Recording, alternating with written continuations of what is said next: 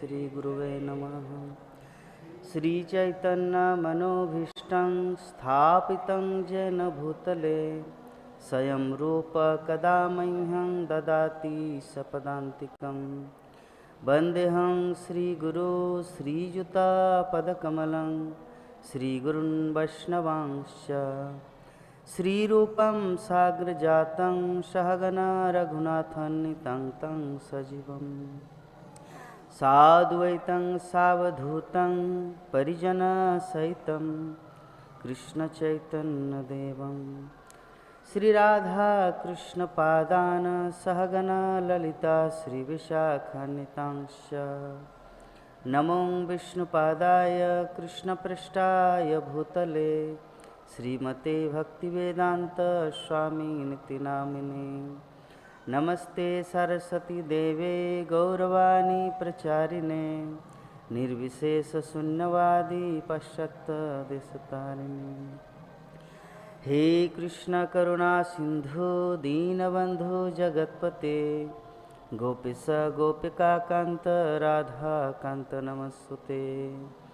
तप्त कांचन गौरांगी राधे वृंदावनेश्वरी वृषभानुसुते देवी प्रणमामि हरिप्रिये। वाञ्छाकल्पतरुभ्यश्च कृपा सिन्धुभ्येव च पतितानं पावनेभ्यो वैष्णवेभ्यो नमो नमः। जय श्री कृष्ण चैतन्य प्रभु नित्यानंद श्री अद्वैत गदाधर शिवासादि गौर भक्तवृंद। हरे कृष्णा कृष्णा कृष्णा हरे हरे हरे राम राम राम हरे हरे।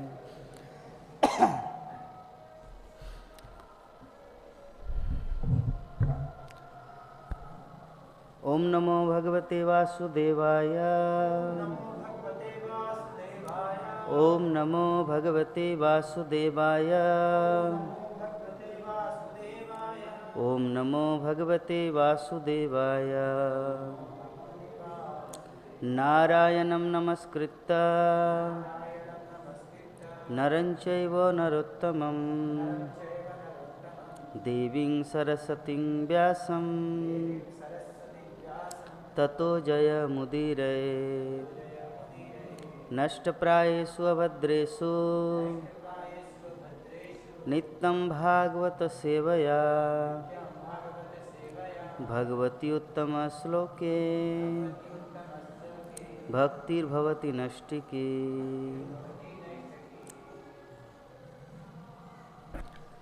हरे कृष्ण।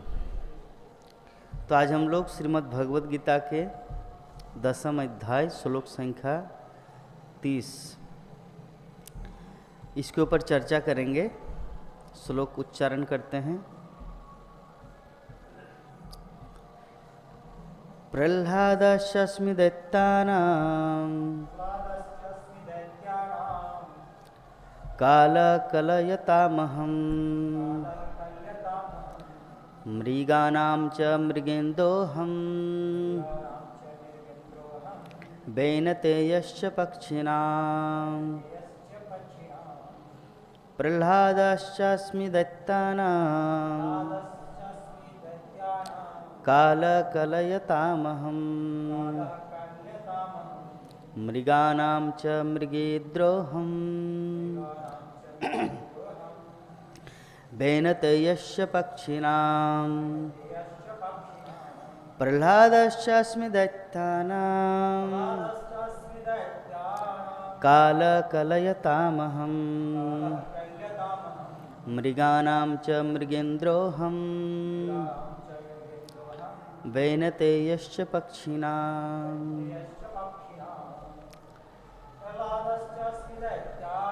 प्रह्लादश्चास्मि दैत्यानां कालकलयतामहं मृगाणां च मृगेन्दोऽहं वैनतेयश्च पक्षिणाम्। अनुवाद और तात्पर्य his divine grace A C Bhaktivedanta Swami Jagadguru Shrila Prabhupada के द्वारा। जय जगतगुरु शिल प्रभुपाद की। दैत्यों में मैं भक्तराज प्रह्लाद हूँ। और दमन करने वालों में काल हूँ, पशुओं में मैं सिंह हूँ तथा पक्षियों में गरुड़ हूँ। तो इस अध्याय का नाम है विभूति योग, अर्थात श्री भगवान के ऐश्वर्य। हम सब जानते हैं ये जो 5 प्रकार के रस है भक्ति करने के लिए, शांत, दास्य, सख्य, वात्सल्य और माधुर्य। तो अल्टीमेटली सभी भक्तों की यही इच्छा होती है कि हम भगवान के माधुर्य रस को प्राप्त करें।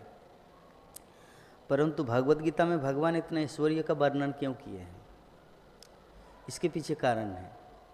इसके पीछे कारण नहीं है कि मान लीजिए जो व्यक्ति माधुर्य रस के भक्ति करने की इच्छुक होते हैं, उनके मन में ऐसी वासना जन्म लिया और किसी ने उनके कान में आके डाल दिया कि अरे तुम जिसकी आराधना कर रहे हो वो फकीर चंद है, मतलब उनके पास कुछ नहीं है, तो आपका मन हो सकता है वहाँ से विचलित हो जाए।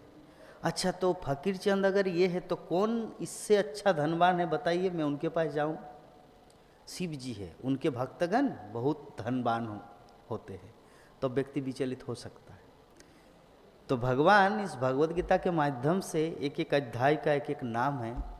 इस अध्याय का नाम है विभूति योग, अर्थात भगवान के पास क्या है, ऐसा कुछ है जो किसी के पास नहीं है।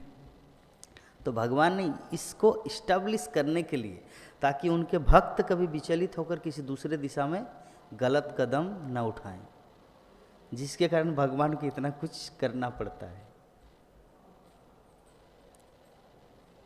प्रह्लादश्चास्मि दैत्यानां, मतलब दैत्यों में मैं भक्तराज प्रह्लाद हूँ।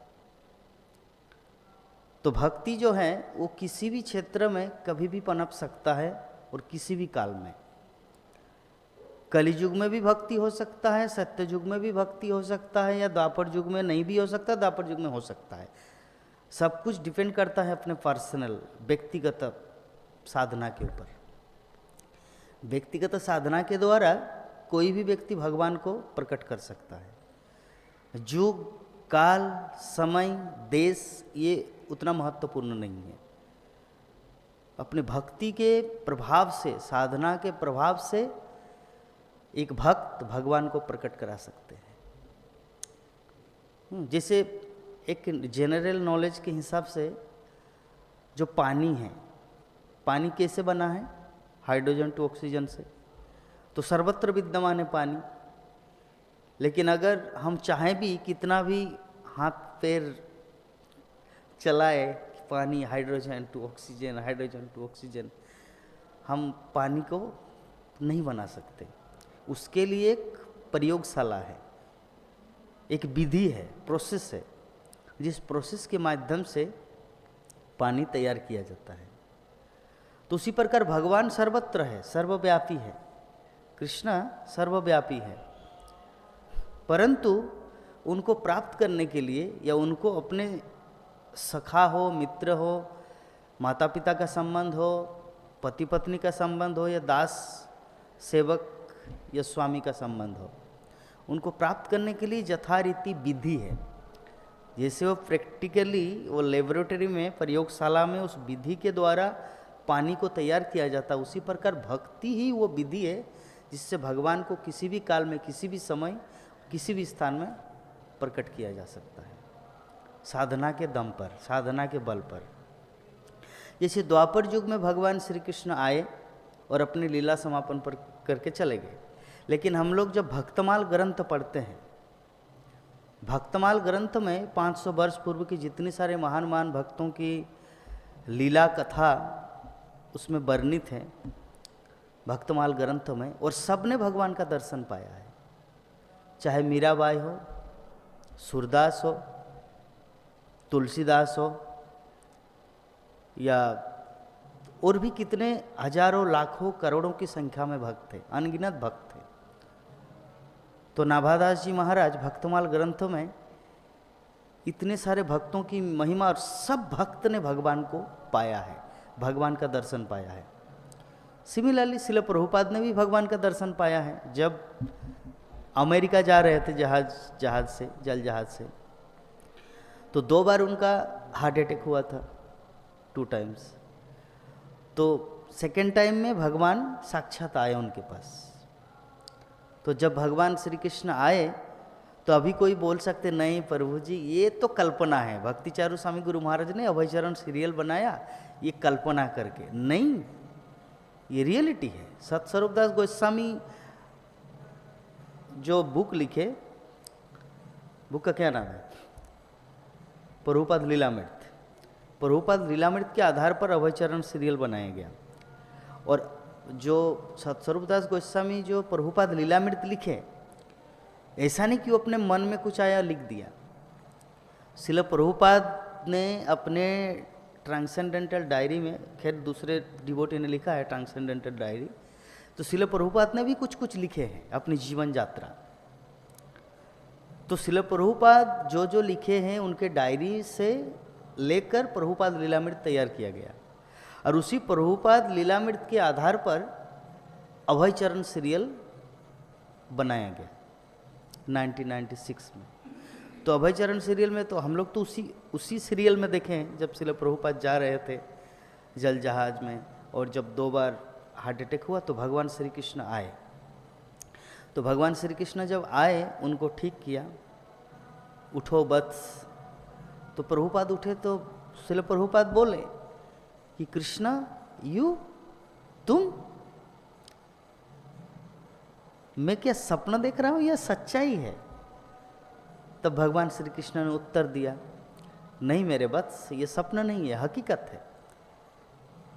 क्योंकि जैसे तुम सब समय मेरा चिंतन करते हो उसी तरह मैं भी तुम्हारा चिंतन करता हूँ सर्वदा, सदैव मैं आपका चिंतन करता रहता हूँ। तब श्रील प्रभुपाद रोने लगा। श्रील प्रभुपाद रो रहे हैं कि जब मेरा उम्र 26 साल था, 43 ईयर्स एगो, 43 साल पूर्व मेरे गुरु महाराज श्रील भक्ति सिद्धांत सरस्वती ठाकुर, उन्होंने मुझे आज्ञा दिया था कि पाश्चात्य जगत में जाएं और कृष्ण भक्ति की लहर या कृष्ण भक्ति को फैलाएं। परंतु तब से लेकर आज तक जीवन भर मैंने प्रयास किया, हे कृष्ण मैं तुम्हारे लिए कुछ नहीं कर पाया, मैं कुछ नहीं कर पाया आपके लिए। तो भगवान श्री कृष्ण उनको बोले, मेरे वत्स, कौन बोले कि तुम मेरे लिए कुछ नहीं कर पाए? तुम अमेरिका जाओ तो सही। तो उससे पहले श्रील प्रभुपाद बोल रहे, सारा जीवन चला गया, अभी अंतिम वृद्धावस्था में मैं जा रहा हूं अमेरिका। जब युवावस्था में मैं कुछ नहीं कर पाया तो अभी वृद्धावस्था में क्या करेंगे? तब श्री कृष्ण उनको आश्वासन दे रहे कि तुम इतना निरुत्साहित क्यों हो रहे जब मैं तुम्हारे साथ हूँ। सांवरे जो एक, हाँ, जब तू मेरे पास है, हाँ, सांवरे जब तू मेरे साथ है, सांवरे सर पे तेरा हाथ है। तो सच में कृष्ण का हाथ था श्रील प्रभुपाद के ऊपर। सांवरे जब तू मेरे साथ है, जब तुम मेरे साथ हो, और श्री कृष्ण का हाथ मेरे साथ है, तो किस बात की चिंता? तो भगवान से ऐसे में तो एक भक्त बोलते हैं कि सांवरे तुम मेरे साथ है, कृष्ण तुम मेरे साथ हो। कृष्ण स्वयं उनको बोल रहे श्रील प्रभुपाद को, मैं तुम्हारे साथ हूँ। ये तो एक अलौकिक, मतलब स्पेशल, जैसे इन जनरली कहीं पे जाके कुछ प्रसाद पाया जाता है, वीआईपी का अलग एक स्पेशल बोला जाता है। तो इसे भक्तगण विभिन्न तरह से प्रार्थना करते कि हे प्रभु आप मेरे परमात्मा रूप में हैं, हे प्रभु आप सुख दुख में मेरे साथ देते हैं। भक्तगण विभिन्न तरह से प्रार्थना करते हैं। लेकिन अगर कृष्ण ही खुद बोले कि मैं तुम्हारे साथ हूँ, वो तो अलग वीआईपी लेवल हो जाता है ना। ऐसे में भक्त प्रार्थना करते कि सांवरे जब तुम मेरे साथ है, सर पे तेरा हाथ है, तो मुझे किस बात की चिंता। यहाँ पे कृष्ण खुद बोल रहे हैं कि मैं सदैव तुम्हारे साथ हूँ। जैसे तुम कभी मुझे भूलते नहीं, सदैव मेरा चिंतन करते हो, उसी तरह मैं भी तुम्हारे साथ हूँ। और कौन बोलते कि तुम हारे अपने जीवन से? तुम अमेरिका जाओ तो सही, सब कुछ मैं करके रखा हूँ, everything done, you just go. आपको सिर्फ जाना है, बाकी सब, जैसे अर्जुन को भगवान श्री कृष्ण ने क्या किया, निमित्त मात्र भव सव्यसाची, सब कुछ किया गया है। मेरे सुदर्शन पूरे 64 करोड़ जनसंख्या को मार चुके ऑलरेडी। तुम जस्ट उठ कर खड़े हो और अपना कृतित्व क्रेडिट लो, बस नाम लो। वो क्या है, और एक भजन है ना, करता है तू कन्हैया मेरा नाम हो रहा है। मतलब सब कुछ कन्हैया कर रहे हैं, सब कुछ कृष्ण कर रहे हैं, नाम हो रहे हो भक्तों का, अर्जुन का, ये श्रील प्रभुपाद का। तो श्रील प्रभुपाद को दर्शन दिए, तभी कोई प्रश्न उठा सकता है, अरे कृष्ण तो आए थे द्वापर युग में, कृष्ण कैसे प्रकट हो सकता है? प्रकट होता है भक्ति से, साधना से, सच्ची हृदय की पुकार से भगवान प्रकट होते हैं। तो इसे सूरदास के जीवन में भी हम लोग देखते हैं। जब सूरदास कुएं में गिर गया था, बांके बिहारी का दर्शन करके रात हो गया, घर जा रहे थे, गड्ढा था, गड्ढे में गिर गया, गड्ढा मतलब कुएं में गिर गया। तो जब कुएं में गिरा तो अभी कौन उनको बचाएगा? अंधा है, उनको ये भी नहीं पता कि मैं कहाँ गिरा हूँ। भाई जो व्यक्ति जिसकी आंखें हैं उनको ये तो पता चलेगा कि मैं कुएं में गिरा हूँ, चिल्ला सकते किसी को, लेकिन उनको ये भी नहीं पता मैं कहाँ आया हूँ। उनका थोड़ी माप कितना 1 फुट या 2 फुट या 5 फुट, उसको तो कुछ आइडिया नहीं ना, वो तो अंधे गिरे, इसलिए उनको ये भी नहीं पता कि मैं कुआं में गिरा हूँ। लेकिन जैसे एक रास्ता होता है ना भाई, इधर उधर करके एक रास्ता मिलता है, लेकिन तो रास्ता मिल ही नहीं रहा है, तब उनको अनुभव हुआ कि मैं कुएं में गिर चुका हूँ। तब कृष्ण को पुकारे, भगवान श्री कृष्ण को पुकारे, और कृष्ण मूर्ति से निकल गए बंसी लेकर, और झूलना नीचे गिराया कुएं के अंदर, उनको बैठाया और सूरदास को उठाया। तो एक श्लोक है कि हाथ छोड़ के भागते, हाथ छोड़ के जाते हो, निर्बल जानी मोई। मतलब उसका मीनिंग इस प्रकार के कि हाथ छुड़ा के भाग रहे हो निर्बल समझकर, अगर वीर हो तो मेरे हृदय से निकल के दिखाओ, यही इसका मीनिंग। एक्चुअली क्या है, उनको लगा कि तुम कौन हो, तुम ऐसी अवस्था में कैसे आए, मैं यहाँ पे गिरा हूँ, आपको पता कैसे चला? तो बोले कि नहीं, मैं तो जा रहा था, दूध देने के लिए आता हूँ किसी ऐसे गांव में, ग्वाला हूँ। तो देखा कि कोई यहाँ पे गा रहा है कुछ, क्योंकि सूरदास जैसे प्रहलाद महाराज हर परिस्थिति में भगवान का भजन करते थे, नाम कीर्तन करते थे, तो इसे सूरदास करते थे। तो बोले कि मैं जा रहा था रास्ते से, तो देखा कि कोई व्यक्ति यहाँ पे गा रहा है, तो देखी कौन है, तो देखा कि कोई यहाँ पे पड़ा है, इसीलिए मैं आपको उठाया, मैं बस, मैं और कुछ नहीं हूँ। बोले नहीं, मैं पहचान लिया कि तुम कौन हो। सूरदास से पहचान लिया सूरदास कि ये साक्षात भगवान श्री कृष्ण है। तो अभी अगर भक्ति, अगर भगवान उनके चंगुल में रह जाए तब तो दूसरा काम नहीं कर सकते। मुक्तिं ददाति करहिचित, भगवान मुक्ति दे देते हैं किसी को, अपना काम छुड़ा के भाग जाते हैं, लेकिन भक्ति अगर दे दिया तब तो बंध जाएंगे। मुक्ति ददाति करहिचित मतलब मुक्ति दे देंगे, मतलब जो चाहिए धन संपत्ति, पत्नी, बच्चे, दौलत, बिल्डिंग, जो कुछ चाहिए ले लो, लेकिन मुझे छोड़ो। करहिचित वो इजीली दे देता है, लेकिन भक्ति दुर्लभ है, बहुत ही दुर्लभ वस्तु है।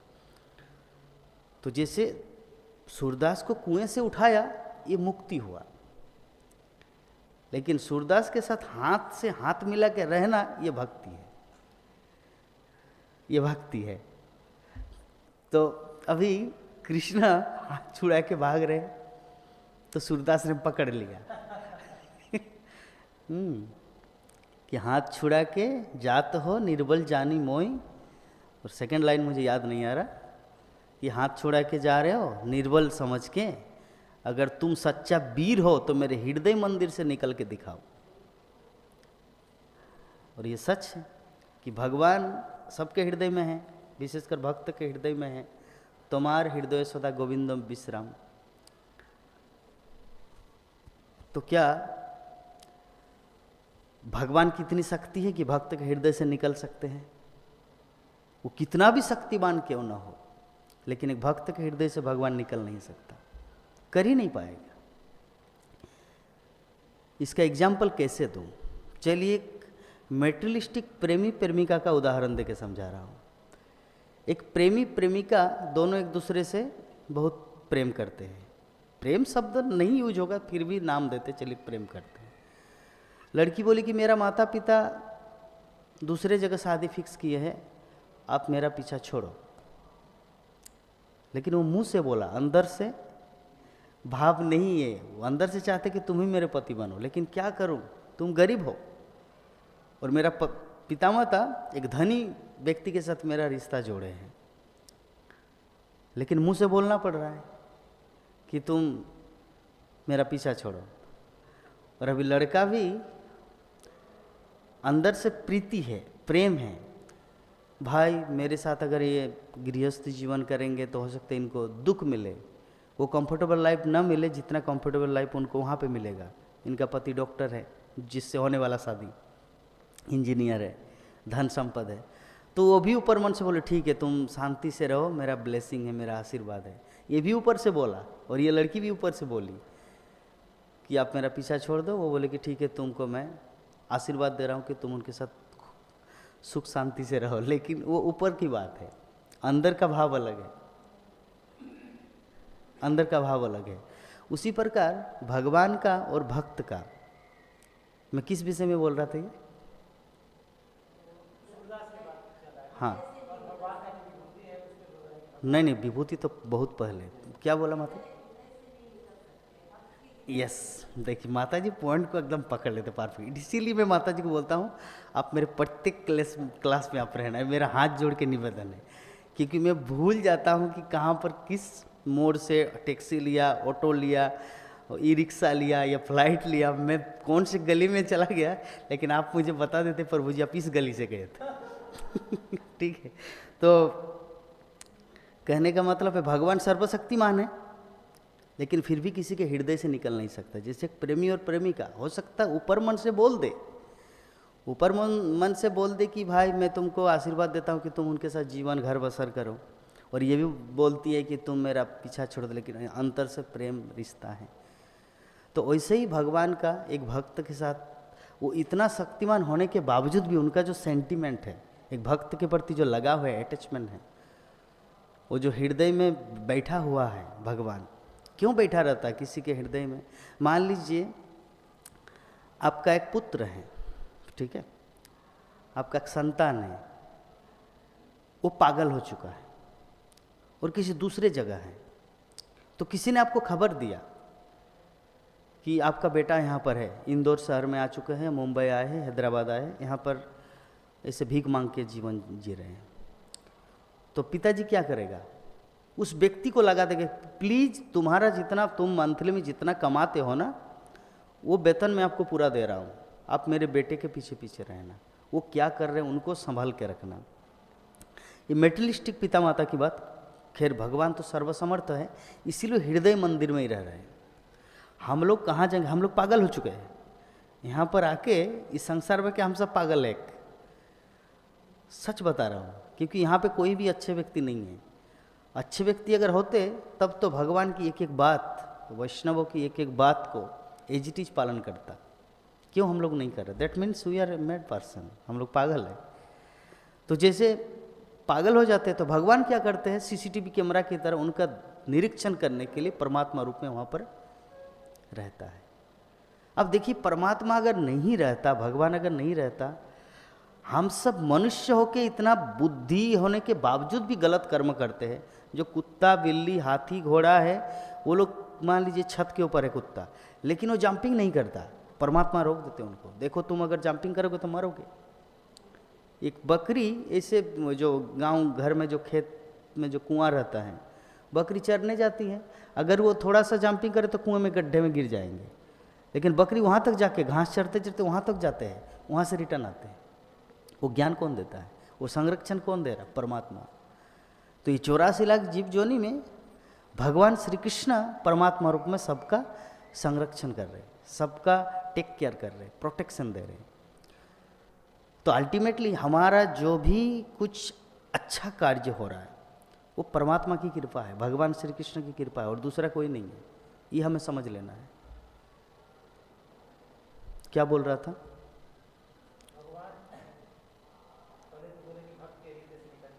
यस, तो भक्त इसीलिए भगवान इतने हितैषी है, इतने कृपालु है, इतने दयामय हैं कि हमारे हृदय मंदिर में आके बस गए कि तुम जहाँ भी रहो भाई, तुम भगवत धाम छोड़ के यहाँ पे आ चुके हो, फिर भी मैं तुम्हारे साथ हूँ। इतना प्रेम करते हैं। नहीं तो क्या जरूरत है अनंत कोटि विश्व ब्रह्मांड के मालिक को हमारे हृदय मंदिर में बसने की क्या जरूरत है? आपको पता है इस हृदय मंदिर, ये जो हृदय है कितना गंदगी से भरा हुआ है। आप जब किसी जगह जाएंगे किसी टूर में और वहाँ पे रूम आप भाड़ा लेंगे, 1 रात के लिए 2 रात के लिए रुकेंगे, अगर रूम अच्छा ना हो तो आपका नींद आएगा? नींद नहीं आएगा ना, डर लगेगा, पता नहीं अरे बाबा गंदगी रहेगा तो डर रहेगा, सांप तो नहीं है। परसों को मैं एक वीडियो देख रहा था, मैं इतना हंस रहा था, रील था वो, रील एक बेटा था और बाप था, बाप और बेटा। तो बेटा वो मतलब बिस्तर के नीचे जो खटिया है, पलंग है, उसके नीचे कुछ ढूंढ रहा है। तो उनका पिताजी आया, बोले कि क्या रे, क्या ढूंढ रहे हो? बोले कि तुम आओ तो बेटा निकल गया, छोटा बच्चा निकल गया, और उनका पिताजी ढूंढा। बोले देखो कुछ है, दिखाई दिया? बेटा बोल रहा है नहीं मुझे तो कुछ नहीं दिखाई दिया। देखो देखो अच्छी तरह देखो, कुछ दिखाई दिया? बोले नहीं तो कुछ तो नहीं दिखाई दिया। आगे देखो, दाएं देखो, पूरा मन बिस्तर के नीचे, कम पलंग के नीचे कुछ दिखाई दिया? बोले मुझे तो नहीं दिखाई दे रहा।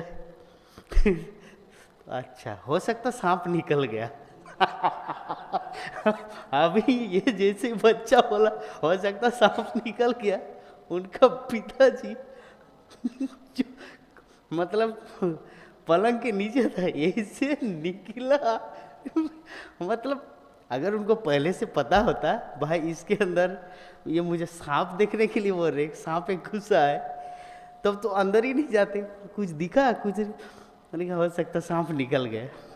तो जो भी है अल्टीमेटली, तो हम लोग ऐसे किसी घर में नहीं रहना चाहते जहाँ पर ऐसी कुछ दुर्घटनाएं होने की संभावना है। तो भगवान इतने सुकोमल है और शुद्ध है, परम ब्रह्म परम धाम पवित्रम परमम भगवान, पवित्र है भगवान, शुद्ध है। और शुद्ध वस्तु को किसी से गंदे जगह डाल दिया जाए, उनकी क्या स्थिति होगी? भाई जो ऑलरेडी गंदे है, वो गंदे व्यक्ति गंदे स्थान में जाएंगे तो उसका कोई प्रॉब्लम नहीं है, ठीक है। लेकिन कोई शुद्ध सदाचारी है और उनको ऐसे जगह डाल दिया जाए, वो तो वहाँ पे 2 मिनट भी नहीं रह सकते। एक्चुअली इस संबंध में मैं वृंदावन परिक्रमा करना चाहता हूँ, लेकिन कुछ ऐसी स्थिति के कारण मैं नहीं करना चाहता कि पता नहीं क्या कितना 1 बाल्टी पानी मिलेगा, उसी में स्नान करो, उसी में धोती कपड़ा धो, उसी में अपना सब कुछ, लघु सोच दीर्घ सोच है, मेरे द्वारा संभव नहीं हो। इसीलिए मैं 11 साल से इस्कॉन में हूँ, लेकिन मैं वृंदावन परिक्रमा नहीं जा पाई, इस कारण, क्योंकि हैबिट हो चुका है शुद्धता का। खैर इसका मतलब ये नहीं कि जो वहाँ पे शुद्ध भक्त लोग परिक्रमा नहीं कर रहे, सभी शुद्ध भक्त लोग कर रहे, ब्रजमंडल परिक्रमा सभी शुद्ध भक्त करते हैं। लेकिन मेरे मन में ऐसा, नवद्वीप मंडल परिक्रमा भी करता हूँ तो बस से आता हूँ, बस से आता, क्योंकि भाई घर में यहाँ पे आराम से स्नान करके रेडी होके वहाँ जाना है। वहाँ पे कैंप में, खैर यहाँ पे तो अनलिमिटेड पानी मिलता है, नवद्वीप मंडल परिक्रमा जितना पानी चाहिए आपको मिलेगा। लेकिन ब्रजमंडल परिक्रमा आप तो किए हैं, हाँ, तो वहाँ पे 1 बाल्टी या 2 बाल्टी पानी देंगे, उसी में आपको सब कुछ करना है। तो मेरे द्वारा तो संभव नहीं है, तो इसीलिए मैं किया नहीं आज तक। तो भगवान कितने कृपालु है, दयालु है कि वो हमारे इस इतने गंदे हृदय में भी अवस्थान कर रहे हैं। और भगवान कितने कृपालु हैं कि आज का जो श्लोक है कि प्रह्लादष्टमी दैत्यानाम दैत्यों में भक्तराज प्रह्लाद हूँ। दैत्य कोई सोच सकता है प्रभु जी जो देवता होते हैं, देवताओं में भगवान प्रकट हो सकते हैं, असुर में, दैत्यों में कैसे भगवान आ सकता है? यस, भगवान कहीं भी प्रकट हो सकते हैं, टॉपिक ही है, भगवान कहीं भी और कभी भी प्रकट हो सकता है। तो प्रह्लाद महाराज के रूप में भगवान प्रकट है। अभी इसका मतलब कोई ये नेगेटिव सोच न लाए कि प्रभु जी हम लोग उतना भजन साधन क्यों करेंगे। प्रह्लाद महाराज भक्ति किया 5 साल में, वो तो भगवान था, क्योंकि भगवत गीता में बोले है भगवान दैत्यों में प्रहलाद महाराज है। आप फिलोसॉफी को समझे, इंटरनल मीनिंग को। कभी कभी अगर हमारे मन में ऐसे विचार आए हम शुद्ध भक्त क्या बनेंगे, जो शुद्ध भक्त है वो तो सब तो भगवान का ही अवतार है। भगवान बोले कि दैत्यों में प्रहलाद हूँ, पक्षियों में मैं गरुड़ हूँ, हाँ, पशुओं में मैं सिंह हूँ, नरसिंह हूँ, तो मेरा भक्ति करके लाभ क्या है? सब तो भगवान, जो महान महान अस्तित्व है इस संसार में, जो महापुरुष है या महान भक्त बन गए, वो तो सब भगवान बोले कि वो मेरा खुद का विभूति है, तो मैं थोड़ी उस लेवल में आ सकता हूँ। तो कोई मन में ऐसे सोच सकते हैं, तो मन में ऐसा नहीं सोचे। क्यों? क्योंकि भगवान यद्यपि यहाँ पे बोले कि मैं दैत्यों में प्रहलाद महाराज हूँ, तो इसका मतलब ये नहीं कि वो भगवान है। भगवान ये बताना चाह रहे हैं, भगवान ये प्रमाणित करना चाह रहे कि भगवान की जो अस्तित्व है वो कभी भी और किसी जगह किसी के द्वारा भी प्रकट हो सकता है, लेकिन ये नहीं कि वो भगवान है। अभी भी नहीं समझे? पृथु महाराज भगवान भी हैं और भगवान के भक्त भी हैं। व्यासदेव भगवान भी है और भगवान के भक्त भी हैं। गिरि गोवर्धन भगवान भी हैं और भगवान के भक्त भी हैं। परंतु प्रहलाद महाराज भगवान नहीं है।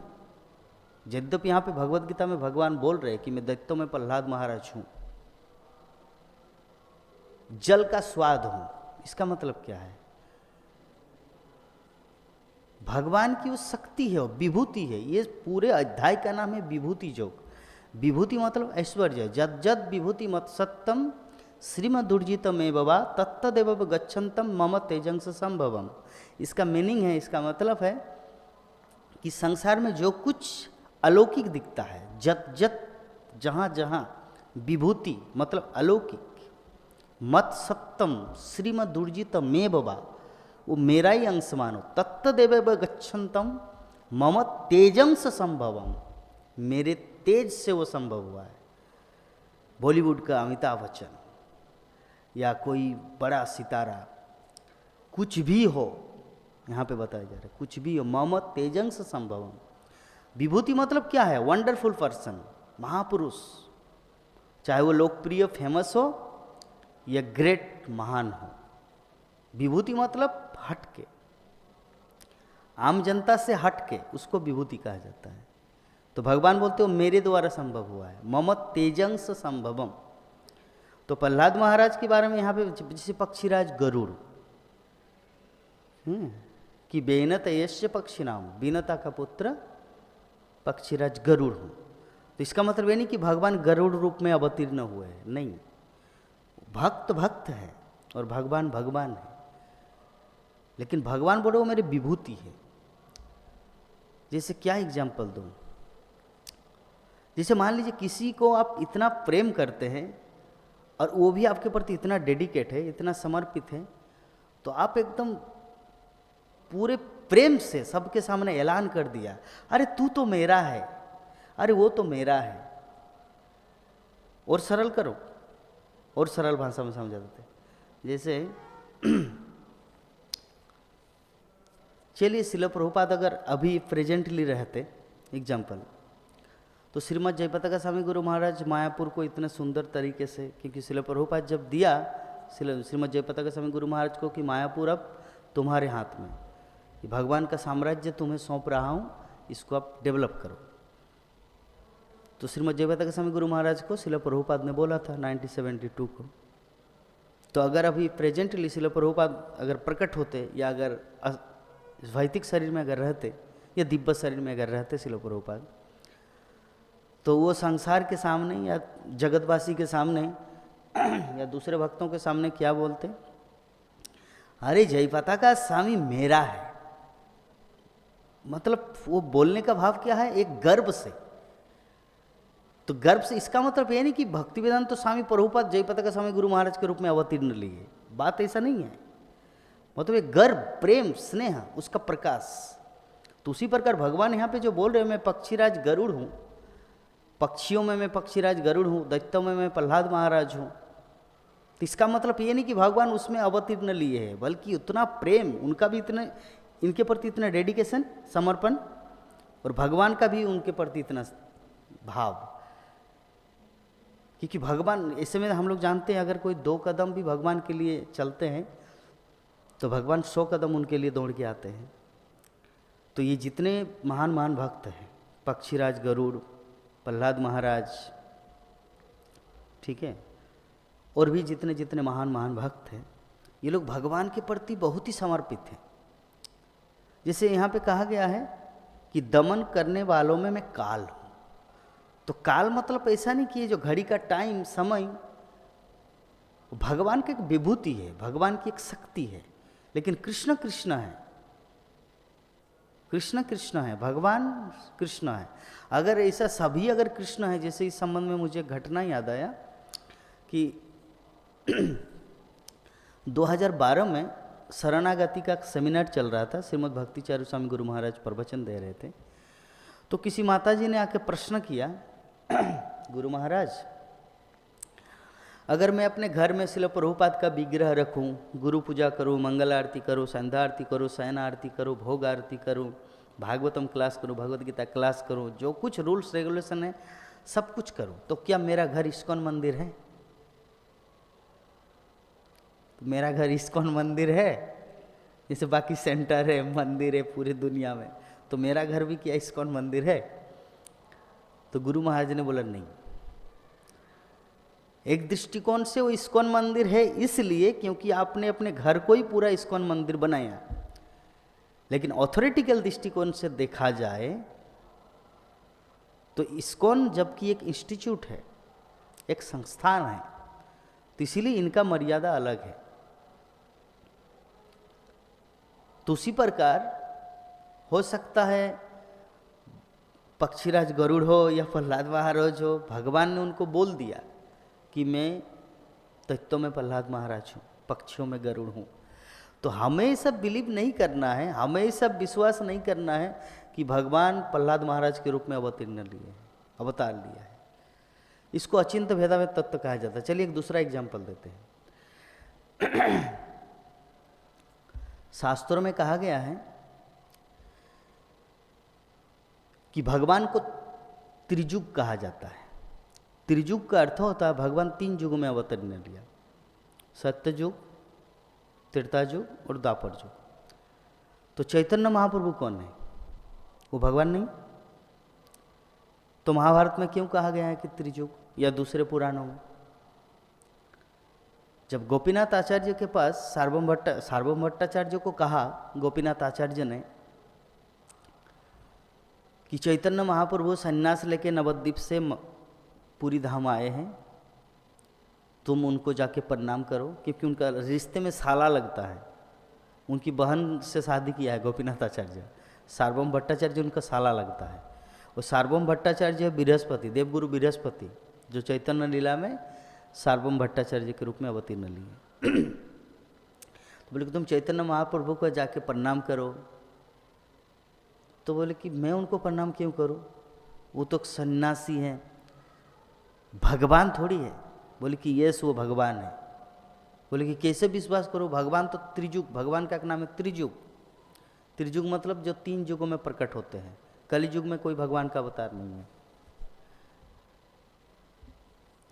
तब गोपीनाथ आचार्य ने एक श्लोक बोला, ईश्वरेर कृपाले सोईवे जाहारे सही तो ईश्वर तत्व बुझी बारे पारे। कि तुम इतने अभागे हो, इतने सारे ज्ञान होने के बावजूद भी ईश्वर की कृपा तुम्हारे प्रति नहीं है। ईश्वरेर कृपालेस, भगवान की लेस मतलब थोड़ा सा, भगवान की कृपा का लेस मात्र भी तुम्हारे अंदर अगर होता ना तो तुम ईश्वर को समझ सकते। लेकिन तुम इतने अभागे हो कि साक्षात ब्रजेंद्र नंदन जय शचिसुत होइल से, ब्रजेंद्र नंदन मतलब भगवान श्री कृष्ण जो कलियुग में चैतन्य महाप्रभु के रूप में प्रकट हुए हैं, उनको देख के भी तुम समझ नहीं पा रहे कि ये भगवान है। ये तुम्हारा दुर्भाग्य है। तो खैर बाद में एक दिन दर्शन दिया सार्वभौम भट्टाचार्य ने, नहीं सार्वभौम भट्टाचार्य को एक दिन दर्शन दिया। महाप्रभु 3 रूपों में दर्शन दिया। 3 रूप मतलब षड़भुज। आप लोग चैतन्य महाप्रभु का शिक्षामृत, टीचिंग ऑफ लॉर्ड चैतन्य, उसमें एक पिक्चर है, आप देखना, पुस्तक है ना वो घर में, चैतन्य महाप्रभु का शिक्षामृत, उसमें कुछ पिक्चर है, मतलब अंदर में महाप्रभु का, प्रभुपाद का पिक्चर है। उसमें से एक पिक्चर में षड़भुज, मतलब राम लक्ष्मण का जो धनुष बाण, भगवान, हाँ मंदिर में, हाँ षड़भुज जो वहाँ पे राधा माधव के लेफ्ट साइड में, यस लेफ्ट साइड नहीं, राइट साइड में, लेफ्ट साइड में तो गौर निताई है, राइट साइड में जहाँ पे डोनेशन बॉक्स नृसिंह ऑयल कवच बेच, वहाँ पे है षड़भुज। तो षड़भुज क्योंकि उनको यही लगता था सार्वभौम भट्टाचार्य को कि भगवान तो राम रूप में, कृष्ण रूप में प्रकट हुए हैं, चैतन्य महाप्रभु कैसे भगवान हो सकते, तो उनके सपने में आया था, महाप्रभु षड़भुज दर्शन दिया था। तो हाँ, तो क्या बोल रहा था मैं, कलिकाल में भगवान नहीं है, ये सार्वभौम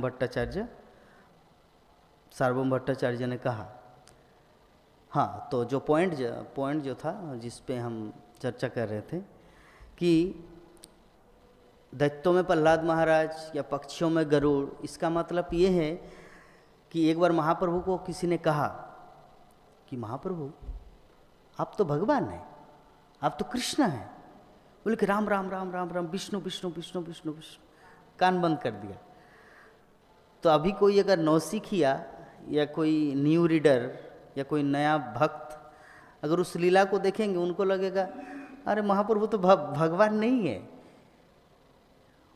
महाप्रभु तो भगवान नहीं है। क्योंकि महाप्रभु अगर भगवान होता तो अगर उनको बोले कि महाप्रभु आप तो भगवान हैं, तो महाप्रभु क्यों अपना कान बंद कर रहे हैं, विष्णु विष्णु विष्णु विष्णु विष्णु हमें भगवान बोल रहे।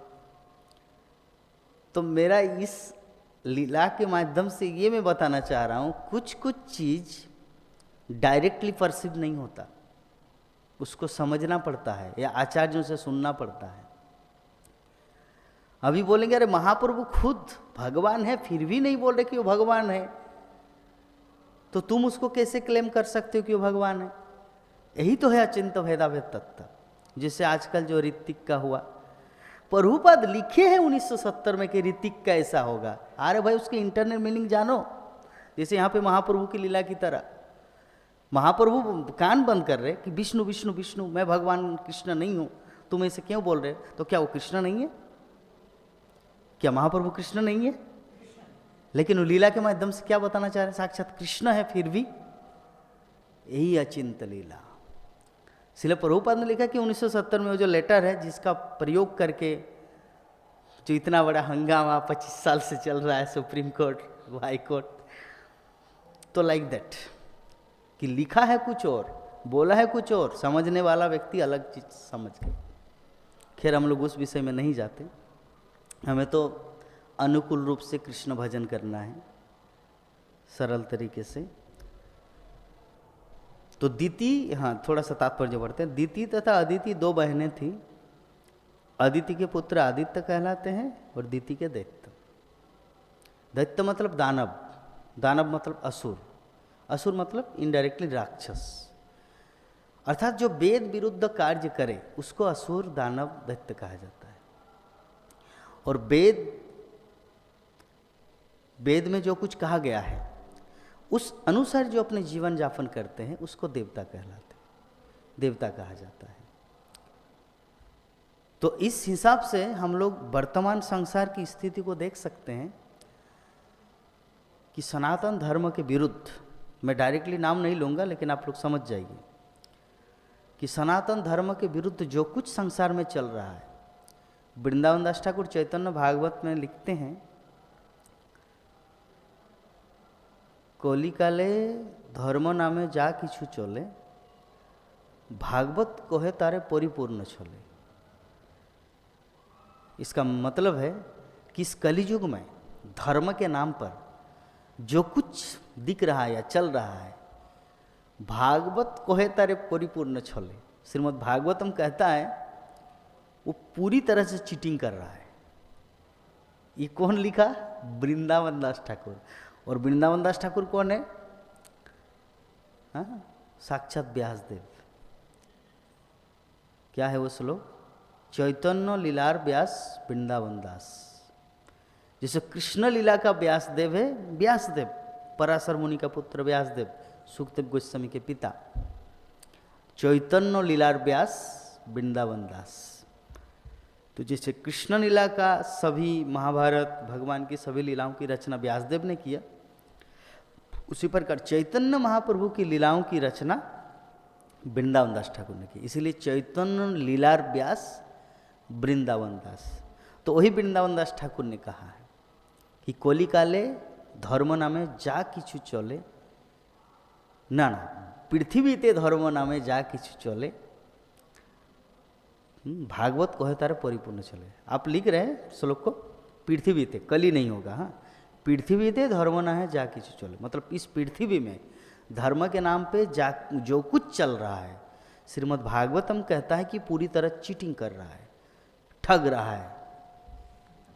यस, आप दुनिया में जाइए, शिरडी साईं या कहाँ कहाँ जाके देखिए कितना भीड़ लगा हुआ है, पूरा भीड़ लगा हुआ है। लोगों को लगता है यही धर्म है, यही तो कलियुग है।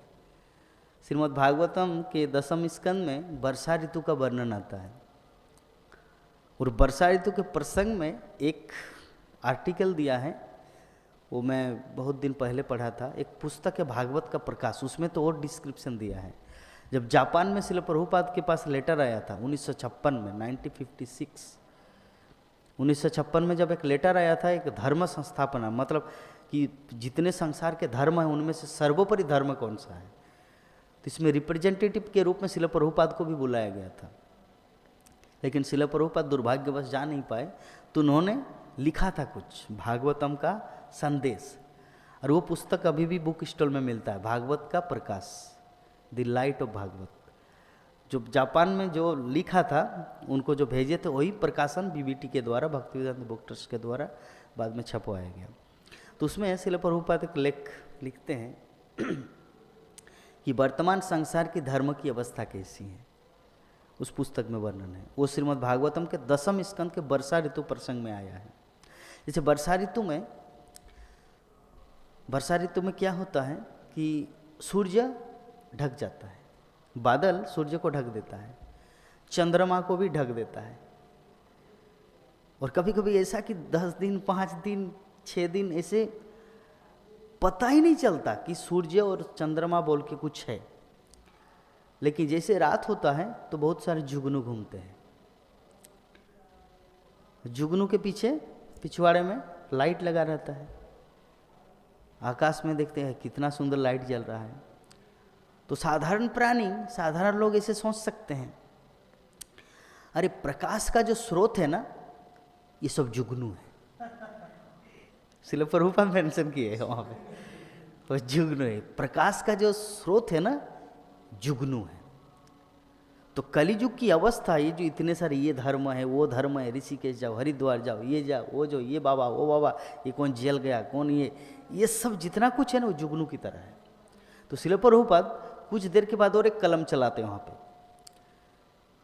और लिखते हैं, क्या लिखते हैं, परंतु जैसे कलियुग की अवस्था अंधकार रात्रि के समान है, और प्रकाश के स्रोत जुगनुओं को देख के लोग निर्णय लेते हैं। उसके बाद परंतु कभी कभी इस कलियुग रूपी अंधकार रात्रि में भी सूर्य और चंद्रमा दिखाई देता है, मतलब चैतन्य महाप्रभु और नित्यानंद प्रभु, सूर्य रूपी चैतन्य महाप्रभु और नित्यानंद प्रभु रूपी चंद्रमा कभी कभी दिख जाते हैं, और हरे कृष्ण महामंत्र संकीर्तन आंदोलन की ध्वनि सुनाई पड़ता है। तो हम लोग कलियुग में ही हैं, हम लोग तो सत्य युग में नहीं है, हम लोग तो कलियुग में ही हैं, अर्थात अंधकार रात्रि में ही हैं, और जुगनुओं को भी देख रहे हैं। लेकिन हम लोग सूर्य और चंद्रमा रूपी जो असली प्रकाश के जो स्रोत है, वो समझ में आ गया हमें। लेकिन संसार के बाकी जीवों के पास तो ये समझ है नहीं। किसी ने उनको सिखाया माता पिता ही भगवान होता है, किसी ने सिखाया मौसी भगवान होता है, किसी ने सिखाया चाची भगवान होता है, किसी ने सिखाया कि बरगद का पेड़ में जल डालना भूत प्रेत तो ही भगवान होता है। लेकिन किसी को आइडिया ही नहीं है। जैसे आज भागवतम क्लास आप लोग सुबह अगर सुने हैं प्रभु जी ने एक सुंदर चीज़ बोला जो हम लोग कई बार सुने हैं कि श्रील प्रभुपाद जब इस्टेब्लिश कर रहे थे कृष्ण कॉन्शियसनेस मूवमेंट अमेरिका में रजिस्ट्रेशन जब कर रहे थे अमेरिकन गवर्नमेंट एक्ट के तहत, तो सामने एक प्रभु जी ने क्या बोला उनको कि गॉड कॉन्शियसनेस। ये हम लोग कई बार सुने हैं, लेकिन देखिए भक्तों के संतों के मुख से ना नई नई ऊर्जा नई नई शक्तियाँ वितरित होती है। तो श्रील प्रभुपाद ने बोला कि गॉड कॉन्शियसनेस नाम देने के बावजूद भी लोगों के मन में कन्फ्यूजन बना रहेगा कि गॉड कौन है, कृष्ण भगवान कौन है, भगवान कौन है भगवान। कोई सोचेगा ये क्रिश्चियन जीसस क्राइस्ट है, कोई बोलेंगे हजरत मोहम्मद है, कोई बोलेंगे बाबर है, कोई बोलेंगे साईं बाबा है, मतलब लोग कन्फ्यूज ही रहेंगे। इसीलिए डायरेक्ट एकदम पॉइंट पे आ जाते हैं कृष्ण भगवान है, इसलिए कृष्ण कॉन्शियसनेस। तो ये श्रील प्रभुपाद रूपी संत वही ऐसा कर सकते हैं। तो कहने का मतलब हम लोग कलियुग में हैं और कलियुग में रहने के बावजूद भी हम लोग इतने भाग्यवान हैं कि जो प्रकाश का जो असली स्रोत है चंद्रमा और सूर्य, क्योंकि देखिए जगत के जीवों की अवस्था उस अंधकार रात्रि की तरह है। किसी के पास आइडिया नहीं है भगवान कौन है। सब यूट्यूब वगैरह टीवी वगैरह दुनिया में साइंटिस्ट बुक पढ़ के पृथ्वी नहीं ऐसे गोल नहीं ऐसे ये सब पढ़ के नवग्रह, साइंस को भी तो बदल दिया गया ना। हमारा जो रियल खगोल विज्ञान है, ये शास्त्रों में जो कुछ विज्ञान का वो सब तो उल्टा है। जब हम लोग स्कूल कॉलेज में पढ़ते हैं भक्त के बच्चे भी उल्टा पढ़ के आते हैं, क्या करें, वो पढ़ाया जाता है और वैसा आंसर अगर नहीं देंगे तो पास नहीं होंगे। ऐसा ट्रिक है ब्रिटिश लोगों का और वही चल रहा है। NCERT या NCERT और पढ़ाई क्या है NCERT और एक क्या है ना आपका जो भी है, तो ऐसे ऐसे टीचिंग लाइन दिया गया है। खैर जो भी है अल्टीमेटली जो अंधकार रात्रि में जो जुगनू को देख के लोगों का जो जैसा भ्रम है वैसी अवस्था वर्तमान संसार की हालत है। कुछ फ्यू सोल मतलब कुछ पुण्यात्मा ही इस्कॉन के माध्यम से श्रील प्रभुपाद के संस्था में आकर उनको वास्तविक प्रकाश का स्रोत प्राप्त हुआ। कृष्ण बलराम को समझ पाए, चैतन्य महाप्रभु नित्यानंद प्रभु को समझ पाए।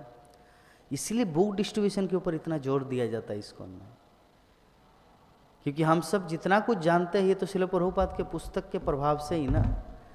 ऐसा थोड़ी कि मतलब भगवान रात में जब सो जाता तो बिजली का झटका करंट लगा देते, जगन्नाथ देवदास तुमको मैं ये ज्ञान दे रहा हूँ गोलोक वृंदावन से, ऐसा थोड़ी है।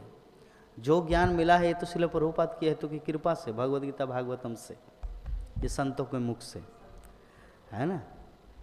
तो इसीलिए ये सब पुस्तकों का वितरण इतना जोर दिया जाता है, ताकि जब हम लोग भगवद गीता भागवतम अध्ययन करेंगे और संसार के लोग जब पढ़ेंगे तभी तो इस्कॉन में आ रहे हैं ना।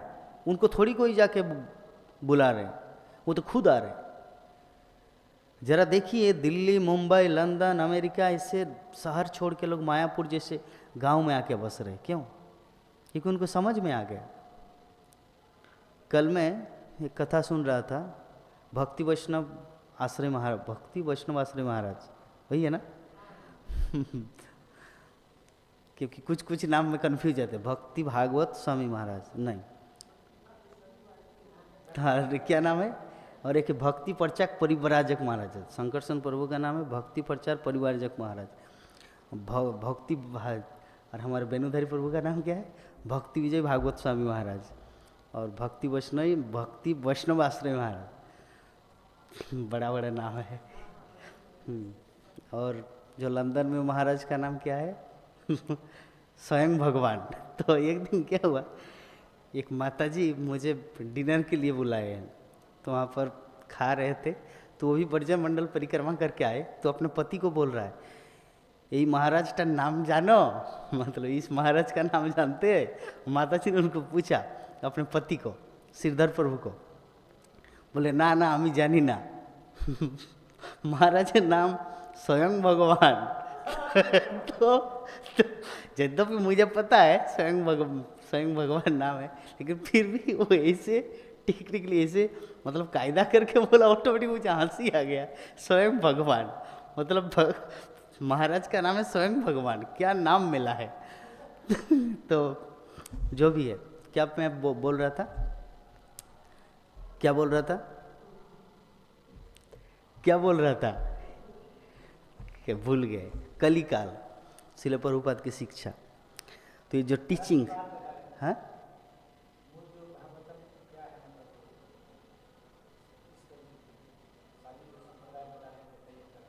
हाँ हाँ, तो हम लोग इतने भाग्यवान हैं, इतने फॉर्चुनेट सोल है कि किसी न किसी न माध्यम से हमें ये श्रील प्रभुपाद का पुस्तक मिला है, ज्ञान हमें मिला है, और ज्ञान के अनुसार वास्तविक तथ्य को हम लोग देख पा रहे हैं। क्योंकि आप कल्पना कीजिए, जिस स्टेज में अभी हम लोग हैं, अगर हमारे पास ये ज्ञान नहीं होता तो हम लोग कुत्ते बिल्ली की तरह रहते कि नहीं, बताइए। हैं, क्या बाथरूम करके भी हाँ, स्नान नहीं करना है, कम फिर जाके दीर्घ सोचो, लघु सोचो, पैर नहीं धोना है, ये सब कुछ आइडिया ही नहीं था। अभी भक्ति संप्रदाय में आके हमारा जीवन कितना उज्जवल हो गया। आप कल्पना कीजिए, अगर ये नहीं मिलता तो हमारा स्थिति क्या होता। तो अभी हमें एक चीज़ और ब्रॉड थोड़ा ऐड करना है। वो क्या ऐड करना है कि हमें वो स्थिति प्राप्त हुआ है, लेकिन संसार के कई ऐसे जीव हैं जिनको ये अवस्था प्राप्त नहीं है। तो कौन सा ऐसा टेक्निक अपनाया जाए ताकि उनके पास ये चीज़ पहुँचे। भक्ति रसामृत सिंधु में एक लास्ट, भक्ति रसामृत सिंधु में श्रील प्रभुपाद एक चीज़ लिखते हैं, एक शुद्ध भक्त या भक्त वही होता है जो परिकल्पना करता है, प्लान करते हैं कि कैसे लोगों को कृष्ण भावनामृत में लाया जाए। तो इसी के साथ आज की कथा को विराम देते हैं। 8:30 बज गया। मैं सोच रहा था 1-2 क्वेश्चन लेंगे, लेकिन पहले ही शंख बज गया, 1 घंटा पार हो गया।